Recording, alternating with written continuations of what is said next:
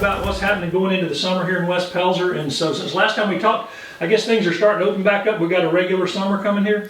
We do have a regular summer coming. We're actually super excited that we've seen new businesses open up since COVID has ended, or the emergency declaration has ended. Court has opened back up. Just today we had over 100 cases in, so it's starting to show you what our backlog was like from not having court for over a year. So yes, moving through the summer, events are coming back and West Pelzer is open for business. So we're extremely excited to have Moondog Coffee and Art Cafe in West Pelzer, right across from City Hall. So it's a coffee shop and art cafe. You can go in and pick up a canvas and paint. You can join one of their art classes or have one of their coffees or specialty drinks. So they're a business that was scheduled to open up during COVID, but because of the pandemic, decided to wait until this spring to do so. So they've been open about 3 weeks, open 7 days a week, and we're excited to have them here. One of the things we also noticed during 2020 and during the COVID pandemic was that we didn't have ribbon cuttings going on. And so July the 10th, we're going to have ribbon cuttings for three businesses that opened up during COVID or post. Moondog Coffee and Art Cafe, Tim Lee Guitar, which is located at 1 Hyman, as well as Mr. Sandless Flooring. So what we're noticing is from 2020 that a lot of people were outside, our parks were full, our businesses, even though they were socially distanced, were still full, but people were using the sidewalks. And so coming into 2021, the end of a pandemic, we're seeing that continue. So we're seeing the seniors that would walk together, albeit socially distanced, 7 days a week, are continuing to do that. And so while West Pelzer is open for business, we're also open just for recreation, just for being a social gatherings place. And that's why our downtown is so important with the new businesses coming in, that we're providing more opportunities for people to just get together and hang out and talk and socialize and be what I have envisioned West Pelzer to be, which is a front porch community. We want you to know your neighbors, we want you to know your business, we want you to know the police officers that are working, and by really creating a front porch on Main Street with our new businesses, we're doing that. Yep. So marketing and promotion is one of the things that I wanted to change in 2016 when I took over as mayor. And so I personally handle a lot of the marketing, promotions, festivals, and events along with my administrator, Paula Payton. We kind of are the dynamic duo to make it happen and be creative. And so for July the 10th, you'll see 3 ribbon cuttings that'll all happen almost simultaneously, so we can have a huge impact on July 18th, which is a Sunday after church at 7 p.m. We're going to have free ice cream in Chapman Park, just an ice cream social, a way to maybe bring back that front porch mentality to the after church crowd.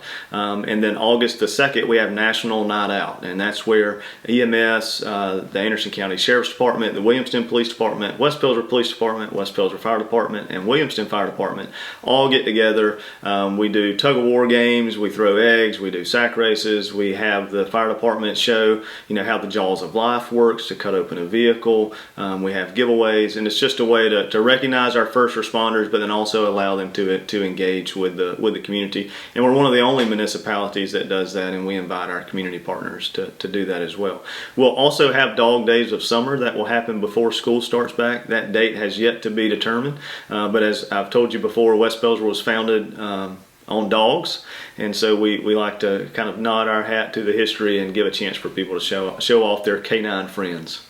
It'd be great to have a dog dancing contest since it was dancing and dogs. If we could pull off a dancing dog, we would. Our very first Dog Days of Summer, we wanted to see what the economic impact was. And so while we weren't able to pull exact numbers, we did know that our furthest contestant came from 58 miles away. And so that's a big deal for little old West Pelzer to have a draw of 60 miles for people. And we normally have between 30 and 40 dogs that are in our dog show. It's not sanctioned by any corporate event or anything like that, but it is interesting because I MC the event, and so we have a little fun with it, and you have some dogs that don't have any tricks or don't know how to stand, and some that are pristine and groomed. So it's just a really awesome time.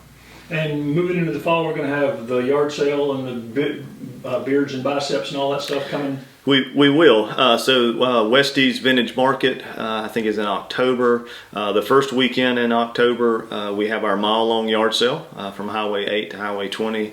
I know that our neighboring communities of Pelzer and the town of Williamston are likely to piggyback, and so there's probably going to be a lot of yard sales that day, which is a great time and event.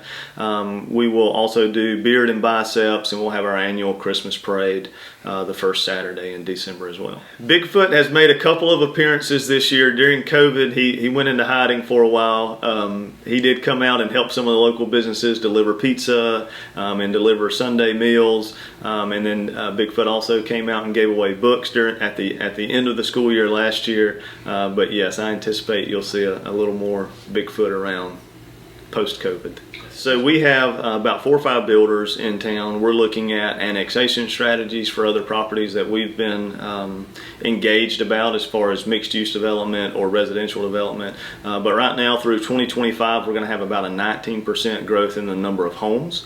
So not necessarily population. And for us as a tax base, that means some simple things, not more events or more festivals, but it means that perhaps that 24-hour police coverage is not out of reach anymore, or having a single full-time firefighter is not out of reach, and partnering with Anderson County Fire Commission to do so, or adding additional parks and recreation staff or public works staff. And so we look at that 19% growth, that we're going to fill some voids that we've had for 108 years that we can solve with simple growth. We are being smart about our growth, and so just simple things like making sure that new homes are facing existing roads rather than building new subdivisions. Those are little things that the infrastructure is already in place, the impacts are already in place, and so it allows us to grow so that 30 years from now it looks like it was planned growth and it's always been a part of the community. And that's all part of the kind of keeping it as a walking town, right? That's exactly what we want. We want more people to face the street so that it's easy to walk to the coffee shop or walk to church or walk to the grocery store. And that's when you look at our capital improvement plans. That's part of our comp plan 3 years ago, which we're getting ready to start updating now. 4 years ago that we're getting ready to start updating now. Bike and pedestrian was one of the top activities that the citizens had asked for. So the sidewalk that we've requested along Depot Road, or the long-range transportation plan through GPATS to have a sidewalk along Palmetto Road, those are game changers for our community, because now we've connected a 3-mile loop around the city. So the 5K that happened last week with the West Pelzer Elementary School and their parent-teacher organization, instead of closing roads, it could have all been on sidewalks that literally touched all 3 communities, West Pelzer, Pelzer, and Williamston. So in 2018, I was part of the Mayor Riley's Design Institute with Clemson University in Charleston, and I was one of the 7 mayors who presented a problem, and then a group of professionals helped address the problem and come up with policy recommendations, but also physical recommendations for how to solve those issues. And for West Pelzer, we didn't have a waterfall. And that's what Mayor White in Greenville has said, is you have to find your waterfall, and that's your A+.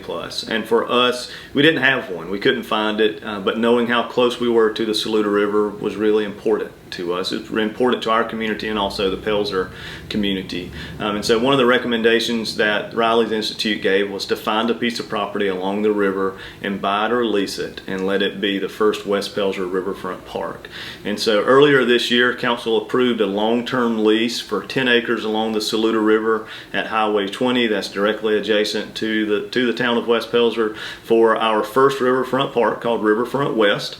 So it has about 1.5 miles of walking trails and boardwalks. It'll have a fishing pier, a kayak launch, as well as picnic shelters, and just a few parking spaces. And so we have requested money from the legislative delegation through the water rec funds to use this year, and hopefully we'll be done by the end of this year with that first park. And so looking at parks and recreation stats across the country, you should have about 10 acres for every 1,000 people. And so for us as a community, around that 1,000 people, we had 1/4 of an acre for park space. So by national standards, we knew that we did not have enough park elements. There were no property in town that we could purchase, and so this met the vision of the community, the vision of me as the mayor, and then also helped us reach those standards. One of the things that we've also done with some of our new developments and new housing is that we've negotiated to have future park space planned. And so along Palmetto Road and West Stewart Street, across from the elementary school, we have about 1.5 acres carved out over there by the developer, who will donate it to the town for us to have a park on the west end of town so that we can be kind of equally distributed within walking distance to parks. One of the things that West Pelzer is proud about is we're proud of collaboration, and that collaboration starts on our front porch with our neighbors and our citizens discussing what the town's future looks like or its current activities, or inviting people to events. But we're also extremely proud of the collaboration that our council has together. We have multiple budget workshops, we have multiple public hearings where all the council members get to voice their concerns, review capital improvement requests from all departments, and so our annual budget, our ordinances are all very collaborative. We also look that way as council as a whole to county council. County Councilwoman Wilson is phenomenal. She has always had our back. She's always holding our hand through the process, requesting transportation funds or recreation funds that we get to use yearly for a lot of our festivals. Not many people know that Councilwoman Wilson purchases every piece of candy that goes to every child at Pumpkin Palooza. That's a big deal for us because that's a huge expense when you have 3,000 kids coming through. It's a collaboration and partnership with the church, but Ms. Wilson does a phenomenal job of helping us with that. I'll also say that our delegation is in regular contact with myself and other council members, just letting us know what's happening at the State House, and not necessarily new laws, but letting us know where the ARP funds currently reside. And so West Pelzer is receiving a little over $500,000 in ARP funds from the Department of Treasury as part of President Biden's latest Recovery Act. And so it's up to the General Assembly to pass the resolution to request those funds so that we can then utilize them for infrastructure, broadband, or revenue reimbursement. And so for little old West Pelzer on Highway 8 in Anderson County, $500,000 is a game changer for new infrastructure, providing internet in public places, and then looking at our lost revenue from last year. But because of Representative Thayer, Representative Cox, Senator Gambrill, those folks are constantly letting us know where that occurs at.